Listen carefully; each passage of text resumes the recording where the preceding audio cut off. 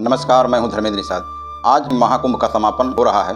यहां तमाम भारी भरकम व्यवस्थाओं के बीच बहुत कुछ कमियां भी रह गईं, जिसमें लोगों को अब व्यवस्थाओं का सामना करना पड़ा। लेकिन इस महाकुंभ से अनेक लोगों को एक नई पहचान मिली, जिन्हें कोई जानता नहीं था या शायद भविष्य में जान भी नहीं पाता। उनको महाकुंभ से अपनी एक अलग पहचान मिली। पहले नंबर पर रुद्राक्ष माला बेचने वाली मोनालिसा, दूसरे नंबर पर एक जौनपुर जिले से बिलोंग करने वाला लड़का जंघई टाउन से निकलता है दातून बेचने के लिए, और उसकी एक दिन की इनकम 10 से 15 हज़ार हुई, जिसको लेकर के वो काफ़ी उत्साहित रहा और सोशल मीडिया पे चर्चा का विषय बन गया।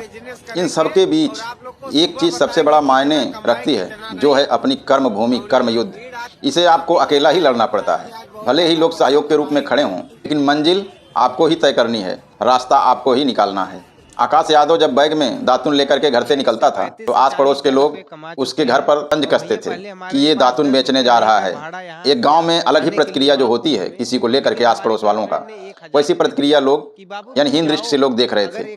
बात तो यहाँ तक आ गई, उसके घर के लोग भी बाद में मना करने लगे कि बेटे मत जाओ दातुन बेचने, लोग अनाप शनाप तुम्हारे बारे में बातें करते हैं। लेकिन आकाश यादव को पैसा कमाने का जुनून जब चढ़ा, तो उसने अपना कदम पीछे नहीं हटाया। जिसकी मेहनत आज रंग लाई। आकाश यादव, जो शायद कभी प्लेन में चढ़ भी नहीं पाता, उसको प्लेन से मुंबई एक शो में बुलाया जाता है और वहाँ उससे पूछा जाता है कि तुम इतना फेमस हो, जरा अपना नाम और अपना जन्म स्थान वाली जगह बता दो। उत्तर प्रदेश के जौनपुर जिले के जंघई स्थान से संबंध रखता हूँ, मैं एक गरीब मध्यम परिवार में पैदा हुआ। आज उसका चेहरा पूरा भारत के सामने एक चर्चा का विषय बना हुआ है। 15-16 साल का लड़का इतना बड़ा स्टार कैसे बन सकता है? लेकिन इस काबिलियत, इस हुनर के पीछे किसका हाथ है, ये पूछने पर उसने कभी झूठ का सहारा नहीं लिया। जब उसने किसी से पूछा कि ये दातुन बेचने का आइडिया तुम्हारे दिमाग में कैसे आया, तो उसने हमेशा एक बात बताई जो मैं आपको आगे बताऊंगा। अब जानते हैं हैं कि आकाश यादव के दिमाग में ये चीज कहां से आई कि चल के महाकुंभ में दातुन का बिजनेस किया जाए और इससे अच्छा खासा इनकम आएगा। आकाश के पिता मुंबई रहते हैं, बाकी परिवार घर से रहते हैं। आकाश का परिवार भी इन्हीं लोगों में से एक है। एक दिन आकाश के पिताजी का फोन आता है कि बेटे मुंबई चले आओ, यहाँ कुछ काम धंधा सीख लो। अब ये बात जब आकाश सुनता है तो अपनी प्रेमिका को बताता है कि पापा फोन किए थे और मुझे मुंबई बुला रहे हैं। अब प्रेमिका बोलती है तुम चले जाओगे, तुम्हारे बिना मेरा मन नहीं लगेगा, क्या करें, अब पिताजी का बुलावा आया है तो जाना ही पड़ेगा और हमारे बस में कुछ है नहीं। उसकी प्रेमिका के दिमाग में ये आइडिया आया, अभी महाकुंभ चल रहा है और क्यों ना आकाश तुम जाकर वहाँ दातुन बेच करके पैसे कमाओ। आकाश बोलता है अरे कौन इस देहात के मेले में दातुन खरीदे। लेकिन अपनी प्रेमिका के बार बार प्रेशर डालने पर आकाश एक दिन दातुन तोड़कर बैग में रखता है, जंघई स्टेशन से महाकुंभ यानी प्रयागराज के लिए निकल जाता है। उसने पहले ही रात में बताता है कि 10 से 15 हज़ार का बिजनेस किया। आकाश प्रयागराज के महाकुंभ मेले में बिजनेस का एक नया आइडिया निकाला। उसने गाँव देहात यानी इंडियन लोगों को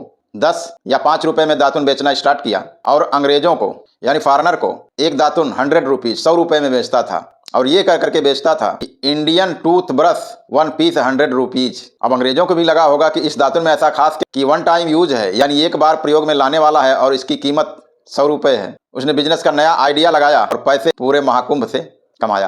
आकाश यादव के स्कूल से चर प्रबंधक प्रिंसिपल साहब ने सुना, तो जिस स्कूल में वो पढ़ता है, यहाँ तक सुनने में आया है कि उसकी फीस माफ कर दी गई। लेकिन वो एक चीज हमेशा कहता रहा है कि इस जमाने में जहाँ प्रेमिका अपने प्रेमी को लूटती हैं, वहीं मेरी प्रेमिका ने मुझे पैसा कमाने का आइडिया बताया। और सबसे बड़ी बात, उसने एक वीडियो में ये कह डाली, मेरे पास खोने के लिए कुछ नहीं है, पाने के लिए बहुत कुछ है। यानी मध्यम वर्ग परिवार में जो बच्चे जन्म लेते हैं, उनके पास करने के लिए बहुत कुछ है। हुनर और काबिलियत दिखाने की जरूरत है। नमस्कार, प्रणाम, मैं हूं धर्मेंद्र निषाद। आज के दर्पण के